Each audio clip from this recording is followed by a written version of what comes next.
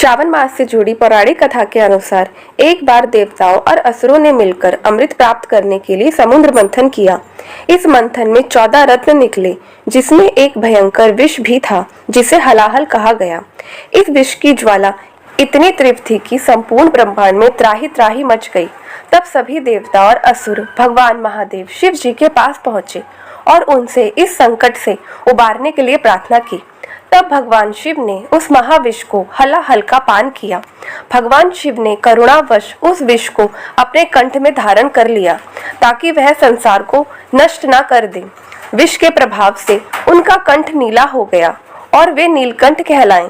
विष के प्रभाव से उनके शरीर में भयंकर गर्मी उत्पन्न हुई, जिसे शांत करने के लिए देवताओं ने गंगा जल से उनका अभिषेक किया। यह घटना वर्षा ऋतु के श्रावण मास में हुई थी और तभी से श्रावण मास में भगवान शिव का जलाभिषेक करना अति शुभ और फलदायी माना जाता है। ऐसा विश्वास है कि इस महीने में जल अर्पित करने से भगवान शिव जल्दी प्रसन्न होते हैं और भक्तों को मनवांछित फल देते हैं। सावन मास से जुड़ी अन्य मान्यता इस प्रकार है कि इस माह में शिव भक्त नदियों से गंगा जल लाकर कांवर में भरकर शिवलिंग का जलाभिषेक करते हैं। श्रावण के हर सोमवार को व्रत रखने और शिव जी की पूजा करने का विशेष पुण्य प्राप्त होता है।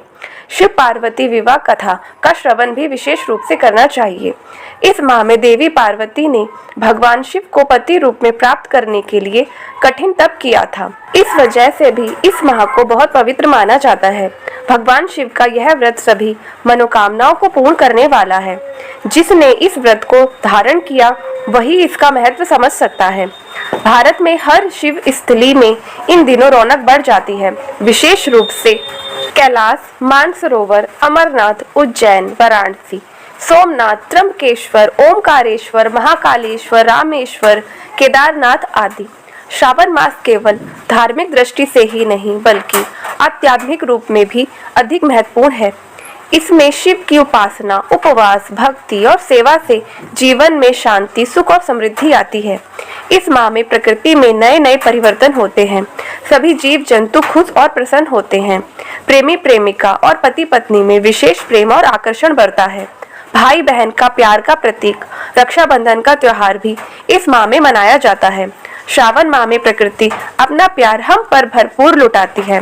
श्रावण मास में भगवान शिव जी और माता पार्वती जी की पूजा का 1000 गुना पुण्य मिलता है। श्रावण में हम सभी को अधिक से अधिक वृक्ष लगाकर पर्यावरण और प्रकृति का संरक्षण करना चाहिए।